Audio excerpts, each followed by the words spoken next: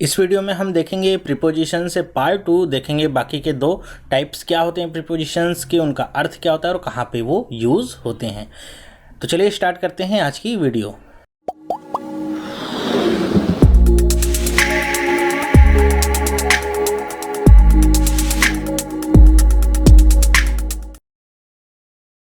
Hello, मेरा नाम चंद्रहास है। स्टडी स्मार्ट में आपका स्वागत है।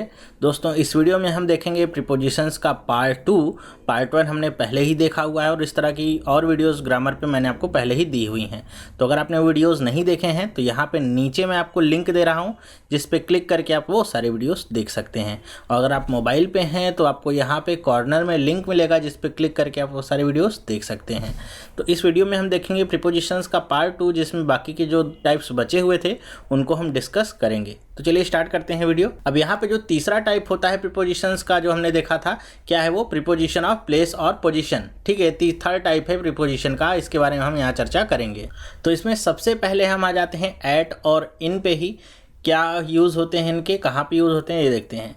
देखिए, एट और इन का यूज़ काफ़ी कंफ्यूजिंग हो सकता है। कई सारी बुकों में आपको देखने को ऐसे तो मिल जाता है कि एट का प्रयोग हम करते हैं छोटे गाँवों के लिए, कस्बों के लिए, छोटे शहरों के लिए। ठीक है, मतलब लिमिटेड जहाँ पे आपकी आबादी होती है, बहुत कम आबादी होती है, ऐसी जगह के लिए हम ऐट का प्रयोग करते हैं।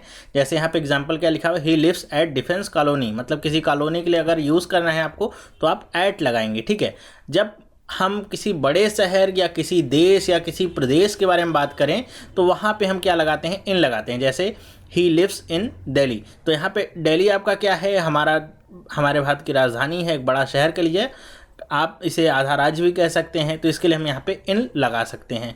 तो जब भी आपके बड़े शहर, किसी मेट्रो सिटी या किसी बड़े शहर के बारे में बात होगी तो वहाँ पे आपको इन लगाना है। और जब भी आपके छोटे शहर, कस्बों, गांव के लिए यूज़ करना है तो आप ऐट लगा सकते हैं। ठीक है, कोई कॉलोनी हो तो उसके लिए भी आप ऐट लगा सकते हैं। तो एक तो तरीका हो गया इसको समझने का ये। दूसरा तरीका इसे समझने का क्या हो सकता है? अगर आपको समझ में आए तो इसको प्रयोग कर सकते हैं। वैसे ये जो मैं बता रहा हूँ डिफरेंस, ये बोलने वाले के ऊपर निर्भर करता है, कैसा वो किस पोजीशन पे, किस प्लेस को कैसे ले रहा है। इसका एक प्रयोग हम और कर सकते हैं कि जब भी आपका वन डायमेंशनल यूज़ हो। वन डायमेंशनल यूज़ का मतलब क्या हो कि जब आप किसी के बारे में बात कर रहे हो या किसी के बारे में बता रहे हो कि राम किसी शहर में रहता है। ठीक है, तो मतलब राम केवल वहाँ पे रहने का क्या काम करता है, या फिर आप कह सकते हैं कि राम इस शहर में काम करता है। तो जहाँ पे केवल एक ही क्रिया होगी, चाहे रहने की चाहे काम करने की, जब भी वनडी वाला ऐसा कुछ काम होता है तो उसके लिए हम क्या लगाते हैं? ऐट लगाते हैं। जहाँ पे आपका दो डायमेंशन यहाँ पे कवर होता है, जैसे आप कहीं पे रहते भी हैं और साथ साथ में काम भी करते हो। ज़्यादातर जो बड़े शहर होते हैं वहाँ पे लोग रहते भी हैं और काम भी करते हैं। जैसे जो गांव वगैरह होते हैं वहाँ पे लोग रहते हैं लेकिन काम करने वगैरह का शहर जाते हैं। ठीक है, तो इसलिए यहाँ पे यूज़ डिफरेंस हो जाता है इनका कि छोटे शहर और कस्बों के लिए ऐट लगाते हैं। क्यों? क्योंकि छोटे शहरों कस्बों में उतनी ज़्यादा काम की उपलब्धता नहीं होती, तो लोग वहाँ पर रहते हैं और काम करने किसी और शहर में जाते हैं। ठीक है, लेकिन यहाँ पर आपका दोनों काम हो जाए, जिस जगह पे रहने का भी काम करने का भी, तो उसके साथ आप इन लगाते हैं। ऐसा मैंने कहीं पे पढ़ा हुआ था, ये डिफरेंस काफ़ी अच्छा लगा था मुझे, तो मैंने आपके साथ भी ये शेयर कर दिया है। तो आप दोनों तरीके से इसे देख के समझ सकते हैं, आपको जैसे समझना हो। ठीक है, तो ये तो था इसका प्लेस और पोजीशन का पहला था। ऐट और इन में कैसे आप डिफरेंस कर सकते हैं, कहाँ पे लगा सकते हैं। चलिए दूसरा देखते हैं इसी पे आधारित। क्या है? ऑन। तो ऑन का यूज़ क्या होता है? Indicates proximity and position above और आउटसाइड। मतलब अगर किसी सतह के ऊपर की आप कोई चीज़ बताना चाह रहे हो कि कोई चीज़ किसी के ऊपर है। ठीक है, या आप ऐसे कर सकते हैं कि ऊपर। ठीक है, तो ऊपर किसी चीज़ को बताना चाह रहे हैं, एकदम सतह से सटी हुई है। ठीक है, या फिर एकदम प्रॉक्सिमिटी पे है, मतलब पास की कोई चीज़ है, तो उसको दिखाने के लिए आप ऑन का प्रयोग कर सकते हैं। जैसे क्या लिखा हुआ है? The book is on the table. मान लीजिए आपकी ये एक कोई टेबल है। ठीक है, तो इस पर आपकी बुक रखी हुई है कोई, तो ये जो बुक होगी इस पे, इस सतह पे एकदम होगी, टेबल के ऊपर होगी, सटी हुई होगी। तो ये जो बुक है इसके लिए क्या लगाएंगे कि ये टेबल के ऊपर है। तो ऊपर का मतलब क्या होगा? ऑन का हम प्रयोग करेंगे। ठीक है, जैसे यहाँ पे क्या लिखा है? ही सेट ऑन द बेंच। तो अगर आप बेंच पे बैठे हैं तो बेंच के ऊपर बैठे होंगे, तो उसके लिए हम क्या लगाएंगे? ऑन। ठीक है, तो ऑन का यूज यहाँ पे करते हैं हम। वैसे बेंच और कुर्सी को लेकर बहुत सारे लोग कंफ्यूज होते हैं, तो इसमें एक थोड़ा सा आपका डिफरेंस होता है। जैसे आपकी कोई चेयर है, ओके, आपकी ये चेयर है, जैसे आपको स्कूलों वगैरह में बैठने को मिलती होगी, तो इसमें कोई यहाँ पे हाथ रखने के लिए कोई भी इंस्ट्रूमेंट नहीं मिलता है। तो ये अगर यहाँ पे नहीं लगा होगा तो आप क्या कहेंगे, आई सेट ऑन द चेयर। लेकिन अगर यहीं पे हाथ रखने वाला भी साथ में बना होता तो आप कहते I sit in the chair, ठीक है, क्योंकि आप तब चेयर के अंदर होते हैं। ओके, और कहीं पे मैंने ऐसा भी पढ़ा था कि अगर इस तरह का कुछ कॉम्बिनेशन हो कि टेबल और चेयर जहाँ पे साथ में हो, मतलब ये दोनों एक दूसरे के बेस से जुड़े हों, ओके, और आप इसके टेबल के ऊपर हाथ रख के बैठे हों, जैसे चेयर पे बैठे हों और ये चेयर आपकी कैसी भी हो और यहाँ पे आप हाथ रख के बैठे हों, जैसे बेंच वगैरह होती हैं, उस तरह का कुछ सीन हो, तो यहाँ पे जब यूज़ करना होता है तो हम ऐट का यूज़ करते हैं। आई सेट ऐट द बेंच या ऐट द चेयर, कुछ भी आप लगा सकते हैं। ऐसा मैंने पढ़ा हुआ था तो मैंने आपके साथ शेयर कर दिया है। चलिए, मेरे ख्याल से ऑन का प्रयोग तो समझ गए होंगे आप कैसे करना है। नेक्स्ट देखते हैं क्या है, अबव एंड बिलो। अब अबव का मतलब क्या होगा कि ये इंडिकेट करेगा लेवल को। अबव और बिलो दोनों ही लेवल को इंडिकेट करेंगे, और ये जो लेवल होगा ये किसके ऊपर हो सकता है, आपके वेट के ऊपर आधारित हो सकता है, एज के ऊपर आधारित हो सकता है, या किसी पोजीशन के ऊपर आधारित हो सकता है, ठीक है, किसी भी तरह का ये आपका लेवल हो सकता है। तो अबव का मतलब क्या होता है, ऊपर, ठीक है, मतलब जब आपको किसी भी वस्तु से, किसी व्यक्ति से कोई चीज़ ऊपर दिखानी है तो आप अबव का प्रयोग करेंगे, और बिलो का मतलब क्या होगा, नीचे, ठीक है। तो दोनों का प्रयोग हम इस तरह करते हैं। जैसे यहाँ पे एग्जांपल देखते हैं क्या लिखा हुआ है, the aeroplane is flying above the clouds. मतलब आपके मान लीजिए ऐसे क्लाउड होंगे तो एरोप्लेन कहाँ उड़ रहा है, इसके ऊपर, क्लाउड के ऊपर आपका एरोप्लेन उड़ रहा है, तो इसके लिए हम क्या यूज़ करेंगे, अबव का, ठीक है, क्लाउड के ऊपर है ये। फिर देखिए जैसे his expenditure is above his income. अब यहाँ पे अगर आपको इनकम या एक्सपेंडिचर ऐसा भी कुछ दिखाना है तो आप अबव और बिलो का ही यूज करेंगे। ओके, क्या करें कि उसका जो एक्सपेंडिचर है वो उसके इनकम से अधिक है, मतलब खर्च उसका ज़्यादा है, तो इस सेंस में भी आप क्या यूज़ करेंगे, अबव का यूज करेंगे। फिर देखिए next, the water is flowing above the danger level, कि वाटर कहाँ पे फ्लो कर रहा है, जितना भी डेंजर लेवल एक डिसाइडेड है कि इसके ऊपर पानी नहीं बहना चाहिए, वाटर उसके ऊपर बह रहा है, ठीक है। अब यहाँ पे ऊपर जब भी बात होगी तो एक लेवल की बात होगी यहाँ पे, तो यहाँ पे क्या करेंगे हम, अबव का, ठीक है, ऑन का प्रयोग नहीं करेंगे। इसी तरह हम देखते हैं क्या, I place the lamp below the table, कि मैंने लैम्प को कहाँ रखा हुआ है, टेबल के नीचे रखा हुआ है, ठीक है, मतलब क्या है, उसका लेवल क्या है, टेबल से नीचे होगा, लैम्प का लेवल टेबल से नीचे होगा, तो नीचे के लिए हम बिलो का यूज करेंगे। इसी तरह देखिए क्या है, we could see the setting sun going below. अब यहाँ पे देखिए कह रहे हैं कि हम क्या देख सकते हैं कि सन हमारा नीचे जा रहा है, या कह सकते हैं कि सन आपका सूर्यास्त हो रहा है, तो यहाँ पे नीचे जाने के लिए भी हम क्या यूज़ कर रहे हैं, बिलो का। अब यहाँ पे अगर आप देखेंगे, जैसा कि हम जनरल केस में पढ़ते हैं कि जो भी प्रीपोजिशन होता है उसके बाद कोई ना कोई नाउन या प्रोनाउन आना चाहिए, लेकिन इस केस में देखिए तो आपको कोई भी नाउन या प्रोनाउन देखने को नहीं मिलेगा। फर्स्ट पार्ट में मैंने यही बात कही थी कि यहाँ पर जो भी हम नियम कानून पढ़ते हैं वो सारे क्या होते हैं, जनरल होते हैं। जनरल का मतलब सामान्य रूप में ऐसा ही इस्तेमाल होता है, लेकिन कुछ कुछ जगह पे आपको इनके अपवाद भी देखने को मिलते हैं, जैसा कि इस एग्जाम्पल के थ्रू बताया जा रहा है। मेरे ख्याल से अबव और बिलो का मतलब अब आपको समझ में आ गया होगा कि हम कहाँ पे अबव का यूज़ करेंगे, कहाँ पे बिलो, ठीक है। चलिए नेक्स्ट देखते हैं, इसी से रिलेटेड क्या है, ओवर एंड अंडर। अब ओवर और अंडर का प्रयोग क्या होता है, to indicate vertical position. Vertical position का मतलब क्या है कि ये जो आपकी ये सीधी खड़ी पोजीशन होती है, इसको दिखाने के लिए हम ओवर या अंडर का प्रयोग करते हैं। मतलब जब आपको ये बताना हो कोई भी चीज़ ऐसे इस सीधी वाली लंबाई में, जो जिसको हम खड़ी लंबाई कहते हैं, इसमें कोई वस्तु ऊपर है या नीचे है, तो उसके लिए हम ओवर या अंडर का प्रयोग करते हैं। ओके, तो जैसे क्या लिखा हुआ है, the cat is sleeping under the table. और ध्यान रखने वाली बात यहाँ पे ये होती है कि ओवर और अंडर में दोनों वस्तुएं जिनके बारे में बात हो रही होती है उनके बीच में कोई भी टच नहीं होता है, मतलब फिजिकल कांटेक्ट उनके बीच में इस्टेब्लिश नहीं होता है। मतलब जैसे कह रहे हैं the cat is sleeping under the table, तो मान लीजिए आपकी टेबल है, तो कैट आपकी अगर यहाँ पे कुछ है, अब इसे कैट समझिएगा कुछ और नहीं, तो ये आपकी टेबल यहाँ पे है, तो कैट और टेबल के बीच में कोई भी आपका फिजिकल कॉन्टैक्ट यहाँ पे देखने को नहीं मिलेगा। यही केस आपका ओवर के साथ भी होता है, जैसे there is a fan over your head, कि आपके सर के ऊपर क्या है, फैन है, तो आपका और फैन का कोई कांटेक्ट तो होगा नहीं, तो इसके लिए हम क्या यूज़ करेंगे, ओवर का यूज़ करेंगे, ठीक है। तो ओवर और अंडर का जब हम यूज़ करते हैं तो क्या होता है कि उसके दोनों वस्तुओं के बीच में कोई भी फिजिकल कांटेक्ट नहीं होता है। ओवर हम यूज़ करेंगे ऊपर के लिए और अंडर यूज़ करेंगे हम नीचे के लिए। ओके, मेरे ख्याल से ये समझ में आ गया होगा। नेक्स्ट देखते हैं बिटवीन का प्रयोग। बिटवीन का प्रयोग काफ़ी सेंस में हो सकता है, यहाँ पर हम देखने की कोशिश करते हैं।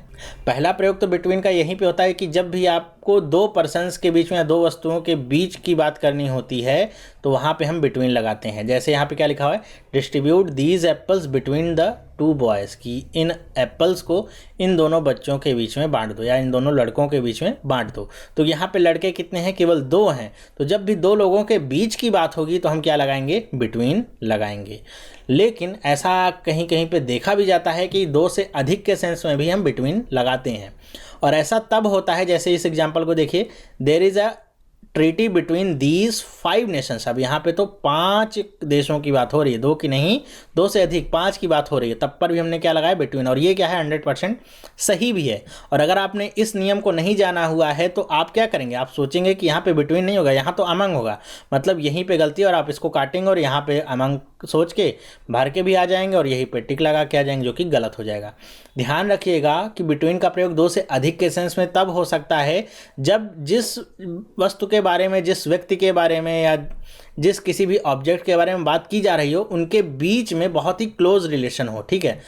या आप अगर काम के बारे में बात करें तो वो सब लोग एक जगह ही काम करते हों, एक चीज़ से ही रिलेटेड हों, क्लोज हों बहुत, तो उनके साथ हम बिटवीन का प्रयोग कर सकते हैं। जैसे क्या लिखा है, there is a treaty between these 5 countries, कि इन 5 देशों के बीच में क्या है, एक संधि है। संधि का मतलब क्या होता है, क्लोजनेस अपने आप में दिखाता है, मतलब एक क्लोज रिलेशन को ये आपका दिखाता है। तो ऐसे केस में हम बिटवीन का प्रयोग करेंगे और ये क्या होगा, 100% सही भी होगा। इसके कुछ एग्जाम्पल मैं जब एक्सरसाइज इसकी कराऊंगा तो उसमें भी आपको बताने की कोशिश करूंगा। और बिटवीन का प्रयोग कैसे करते हैं हम, कि बिटवीन का प्रयोग जब भी हम करेंगे तो जिन दो व्यक्तियों के बारे में बात करेंगे उनके बीच में हमेशा एंड ही आएगा, ठीक है। एंड कंजंक्शन का ही प्रयोग हम करते हैं और किसी भी कंजंक्शन का प्रयोग यहाँ पे होता नहीं है। जैसे क्या लिखा है, बिटवीन राम एंड श्याम आएगा, ठीक है, और बीच में और भी कोई कंजंक्शन यहाँ पे लगा नहीं सकते हैं, वो गलत हो जाएगा।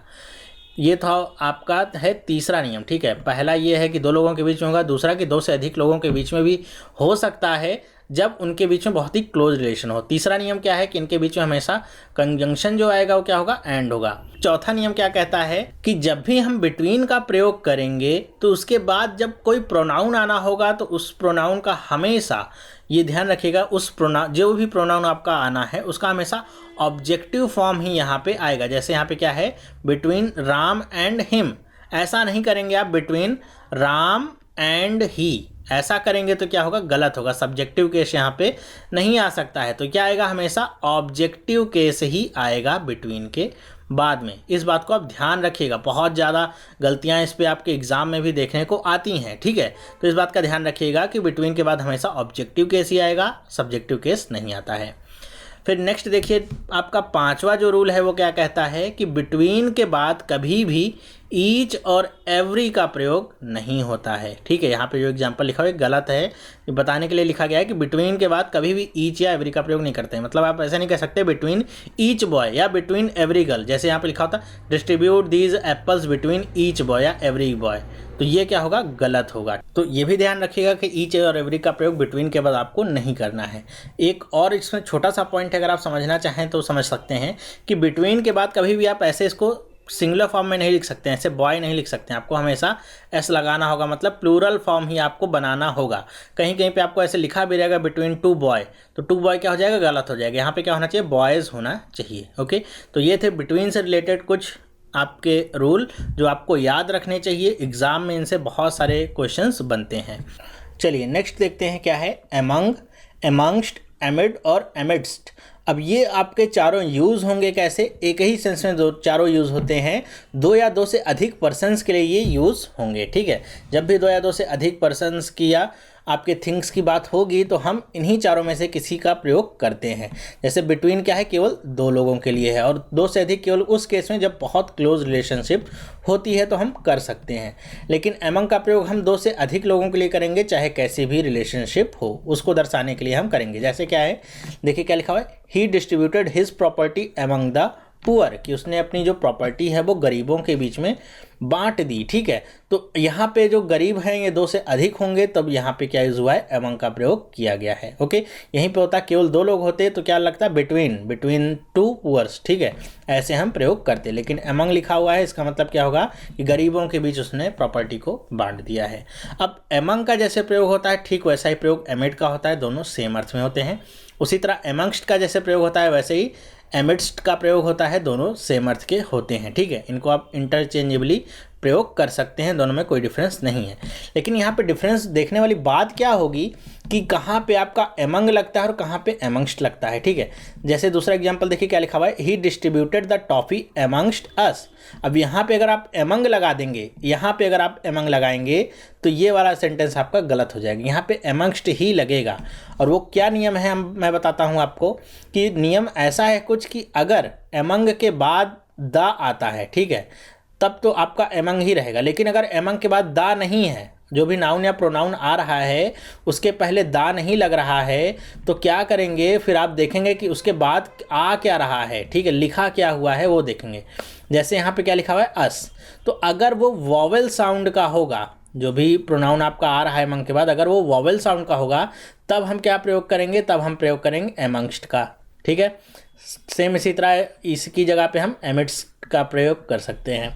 लेकिन अगर वो कॉन्सोनेंट साउंड का है तो हम क्या प्रयोग करेंगे, एमंग का प्रयोग करेंगे या फिर एमिड का प्रयोग करेंगे। बस इतनी सी बात आपको ध्यान रखनी है। यहाँ पे देखिए एमंग के बाद क्या रहा है, अस आ रहा है। अस क्या है आपका वॉवेल साउंड का है, तो क्या यूज़ करेंगे, एमंगस्ट का यूज़ करेंगे। ध्यान रखिएगा यहाँ पे वॉवेल साउंड का मतलब वॉवेल आपके लेटर से नहीं होता, मतलब ए ई आई ओ यू इसे मत समझिएगा, ये आपके वॉवेल ये लेटर्स हैं, मैंने साउंड की बात की है, मतलब बोलने में आने चाहिए जो वैसे ही होगा, ठीक है। तो जैसे यहाँ पे अगर होता क्या, ऐसे लिखा होता एमंग के बाद होता एमंग हिज फ्रेंड, ठीक है। तो यहाँ पे एच आया है, हा आया है, हा क्या है आपका एक कॉन्सोनेंट है, तो यहाँ पे एमंग का ही प्रयोग होगा। एमंग हिज फ्रेंड्स होगा तो यहाँ पे आपका एमंग का प्रयोग होगा। लेकिन यहीं पे होता एमंग आवर फ्रेंड, तो यहाँ पे आ रहा है आवर का मतलब क्या होगा, ये वॉवेल साउंड का है, तो यहाँ पे हम एमंग का प्रयोग करेंगे तो गलत होगा, यहाँ पे क्या आएगा, एमंगस्ट आएगा, ठीक है। तो इस तरीके से कुछ आपको डिफ्रेंशिएट करके चलना होगा। देखिए आगे एग्जाम्पल क्या लिखा हुआ है, Ram is sitting एमिड his friend. एमिड his friend का मतलब अपने दोस्तों के बीच में वो बैठा हुआ है, तो उसके कई सारे दोस्त हैं, तो यहाँ पे हम एमिड का प्रयोग करेंगे, ठीक है। यहाँ पे देखिए इसके बाद दा नहीं आया है और क्या आया है, हिज आया है, तो इसलिए हम एमिड का प्रयोग कर रहे हैं। लेकिन इसके बाद दा नहीं है और इसके बाद कुछ और आता है, जैसे यहाँ पे क्या है, राम इज सिटिंग एमिडस्ट अस, तो एमिडस्ट अस का मतलब क्या होगा, यहाँ पे ये क्या है, वॉवेल साउंड का है, तो इसके लिए यहाँ पे एमिड्स्ट का प्रयोग हुआ है। ओके, बस इतनी सी बात आपको ध्यान रखनी होगी। बहुत छोटा सा पॉइंट है और बहुत कंफ्यूजिंग भी हो सकता है अगर आपको पता नहीं हो तो। मेरे ख्याल से ये आपको पॉइंट क्लियर हो गया होगा। चलिए नेक्स्ट देखते हैं बिफोर और बिहाइंड। बिफोर और बिहाइंड का प्रयोग हम कैसे करते हैं। बिफोर का मतलब आप सब जानते होंगे पहले, या फिर अगर कोई आपके सामने हो तो उसके लिए भी हम क्या यूज़ कर सकते हैं, बिफोर का यूज़ कर सकते हैं। और बिहाइंड का मतलब क्या होता है, पीछे। पीछे आपको अगर दर्शाना हो, कोई आपके लेवल में अगर कोई रो लगी हो, आपको बताना हो कि आपके पीछे कौन है, तो उसके सेंस में हम बिहाइंड का प्रयोग करते हैं, ठीक है। जैसे एग्जांपल देखिए क्या है, Sita is sitting before you, कि सीता क्या है, या तो आपके पास बैठी है, या तो पीछे बैठी, या तो आप सामने बता सकते हैं, तो डिपेंड करता है आप क्या बताना चाह रहे हैं। फिर देखिए he was running behind his son, कि वो अपने बेटे के पीछे दौड़ रहा है, तो बेटे के पीछे दौड़ रहा है, इसका मतलब क्या होगा कि बेटा उसका आगे होगा और वो क्या होगा, एकदम उसके पीछे होगा। तो जब भी आप इस तरीके से आगे और पीछे आपको बताना होता है तो उसके सेंस में आप बिहाइंड क्या यूज़ करते हैं, पीछे का सेंस बताने के लिए। जैसे who is standing behind you, कि आप बता रहे हैं, पूछ रहे हैं किसी से कि आपके पीछे कौन कौन खड़ा है, तो आपके पीछे जो खड़ा होगा आप उसको आंसर देंगे। तो बिहाइंड का मतलब क्या, पीछे। ओके, जैसे ये देखिए ए कम्स बिफोर बी, कि ए क्या है, बी से पहले आता है। आप सबको पता होगा, ABCD पढ़ी होगी कि ए क्या है, बी से पहले आता है। तो जब भी पहले का सेंस हो, सामने का सेंस हो, तो हम बिफोर का यूज़ करते हैं। और जब बिहाइंड का सेंस हो, जब भी आपको दिखाना हो कोई भी चीज़ रो में है, कौन सा पीछे है आपके, ऐसा कुछ बताना हो, तो वहाँ पे हम बिहाइंड का प्रयोग करते हैं, ठीक है। तो ये दोनों में डिफरेंस होता है, आप कैसे यूज करना है आपको। चलिए ये तो थे हमारे तीसरे। अब चौथे आप देख लेते हैं, कुछ अदर इम्पॉर्टेंट प्रीपोजिशंस हैं जिनको हम कैटेगराइज ऐसे नहीं कर सकते हैं, तो उनको हम यहाँ पे देख लेते हैं। यहाँ पे एग्जांपल के थ्रू मैं आपको समझाने की कोशिश करूँगा। जैसे पहला क्या है, अबाउट। अबाउट का मतलब क्या होता है, अबाउट का प्रयोग एक तो होता है, जैसे यहाँ पे एग्जांपल लिखा, I was talking about you. जब आप किसी के बारे में कुछ भी कहते हैं ना, किसी भी चीज़ के बारे में, किसी भी व्यक्ति के बारे में, किसी भी वस्तु के बारे में, तो उसके लिए जब भी आपको यूज़ करना होता है तो क्या यूज़ करते हैं, अबाउट। कि I was talking about you, कि मैं आपके बारे में बात कर रहा था। तो आप किसी के बारे में बात कर रहे थे, तो वहाँ पे क्या यूज़ करेंगे, अबाउट का, ठीक है। फिर दूसरा क्या होता है, अबाउट का प्रयोग प्रॉक्सिमिटी दर्शाने के लिए। प्रॉक्सिमिटी का मतलब नज़दीकता या लगभग आपको बताना होता है। जैसे किसी ने आपसे पूछा टाइम क्या हुआ है, तो आप क्या कहेंगे 4 बजने वाले हैं, ठीक है। तो क्या बताएंगे, इट इज़ अबाउट 4 नाउ, कि अभी 4 बज चुके हैं। तो लगभग में आंसर होगा, ये एकदम एग्जैक्ट वैल्यू नहीं बताएगा, लगभग कि हाँ 1-2 मिनट बाकी होंगे या 1-2 मिनट आगे भी हो सकते हैं, ठीक है। फिर नेक्स्ट अबाउट का यूज़ क्या करते हैं, अब यहाँ पे जो तीसरा एग्जांपल दे रहा हूँ, यहाँ पे आपका अबाउट के साथ साथ हमेशा इन्फिनिटिव आता है, ठीक है। मतलब अबाउट के बाद इन्फिनिटिव ना भी समझ पाए तो आप टू कह सकते हैं। तो जब भी आएगा अबाउट के बाद टू, तो वहाँ पे उसका मतलब क्या होता है कि कोई भी काम बस होने वाला है, अबाउट टू हैपन, कि बस होने वाला है कोई काम। तो उसके लिए दर्शाने के लिए कि कार्य बस तुरंत स्टार्ट होने वाला है, तो उस चीज़ को दिखाने के लिए भी हम अबाउट टू का प्रयोग करते हैं। जैसे the train is about to start, मतलब ट्रेन स्टार्ट बस होने वाली है, किसी भी क्षण वो हो सकती है। तो ऐसा कोई काम आपको दिखाना होगा तो आप क्या बताएंगे, अबाउट टू का प्रयोग करेंगे। ध्यान रखिएगा, अबाउट और उसके साथ टू का प्रयोग करेंगे तभी ये आपका पूरा अर्थ निकलेगा, ठीक है। जैसे आप कहेंगे कि बस परीक्षा स्टार्ट होने वाली, the exam is about to start, कि बस आपका एग्ज़ाम स्टार्ट बस होने ही वाला है, किसी भी क्षण हो सकता है। फिर देखिए नेक्स्ट आपका क्या आता है, ऑफ। अब ये ऑफ क्या है, OFF है, ध्यान रखिएगा। ये OFF का मतलब क्या होता है, सेपरेशन। ये क्या दिखाता है, अलगाव को दिखाता है। अलगाव का मतलब जब पहले से कोई कनेक्शन इस्टेब्लिश हो और उसको आप ब्रेक करें, मतलब दोनों को अलग अलग करें, तो ऐसी चीज़ों के लिए हम क्या यूज़ करते हैं, ऑफ का प्रयोग करते हैं, ठीक है। जैसे ही इज़ ऑफ ड्यूटी, कि वो अब ड्यूटी पे नहीं है, मतलब पहले वो ड्यूटी पे था लेकिन अब क्या है, वो ऑफ ड्यूटी का मतलब अब ड्यूटी से अलग हो चुका है अपनी, ठीक है। The dog jumped of the chair, कि डॉग क्या है, चेयर के ऊपर से या चेयर से कूदा, ठीक है। तो यहाँ पे ऑफ का प्रयोग क्या होगा कि चेयर से डॉग का अलगाव दिखाएगा कि अब वो डॉग चेयर पे नहीं है। तो जब भी आपका अलगाव या सेपरेशन दिखाना होता है तो हम OFF ऑफ का प्रयोग करते हैं। फिर आ जाते हैं हम OF ऑफ पे। इसका प्रयोग कैसे कर सकते हैं, ओरिजिन दिखाने के लिए, मतलब सोर्स दिखाने के लिए, किसी भी चीज़ का स्रोत क्या है ये बताने के लिए।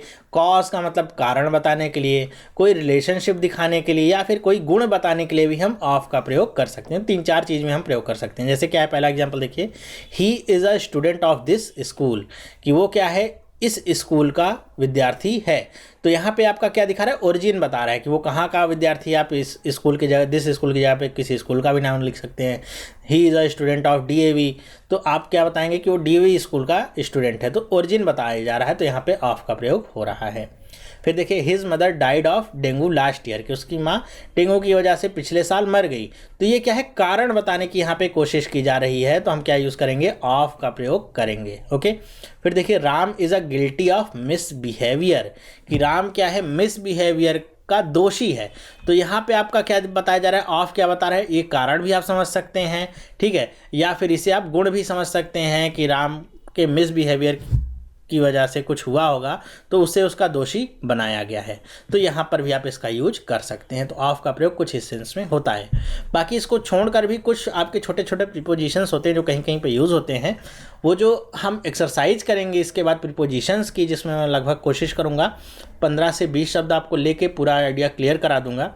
हमने ये तो देख लिया कहाँ कहाँ पे यूज़ होता है, लेकिन सेंटेंसेस में हम पकड़ने की कोशिश करेंगे कि कहाँ पे हम पकड़ पा रहे हैं, प्रीपोजिशंस का उपयोग कहाँ पे गलत हुआ है और कैसे जानेंगे। तो एक्सरसाइज में आपको और आइडिया इसका क्लियर होगा, जो कि होगा इसका पार्ट 3, ठीक है। तो इस पार्ट में मैंने आपको ये सारा बता दिया, जो भी इसका थ्योरी पार्ट था वो ख़त्म है। तो ये वीडियो आपको कैसा लगा मुझे कमेंट करके आप बताइएगा कि वीडियो आपको पसंद आया कि नहीं आया। और इसके बाद जो आपका एक्सरसाइज वाला पार्ट होगा, क्या वो भी आप चाहते हैं कि उसको हम एक ही पार्ट में ख़त्म करें, या फिर उस प्रीपोजिशंस के साथ कुछ और भी हमको इंक्लूड करना चाहिए। जो भी आप जैसा चाहते हैं आप कमेंट करके मुझे बताइएगा, उसी के अनुसार मैं आगे का पार्ट इसका तैयार करूँगा। तो वीडियो अगर पसंद आया है आपको तो इसे लाइक करना ना भूलें, अपने दोस्तों के साथ भी इसे ज़रूर से शेयर करें, ठीक है। जानकारी आप जितना शेयर करेंगे उतना ही अच्छा है, सिर्फ अपने तक ही सीमित ना रखें। और चैनल पे अगर आप नए हैं, पहली बार इस चैनल पे आए हैं, तो चैनल को सब्सक्राइब जरूर करिए, जिससे मेरी द्वारा जो भी वीडियोस आपको दी जाती हों डेली की डेली मिलती रहेंगी और आपकी प्रिपरेशन भी अच्छी हो सकेगी। तो आज ही सब्सक्राइब करिए जिससे आपको सारी वीडियोस मिल सकें।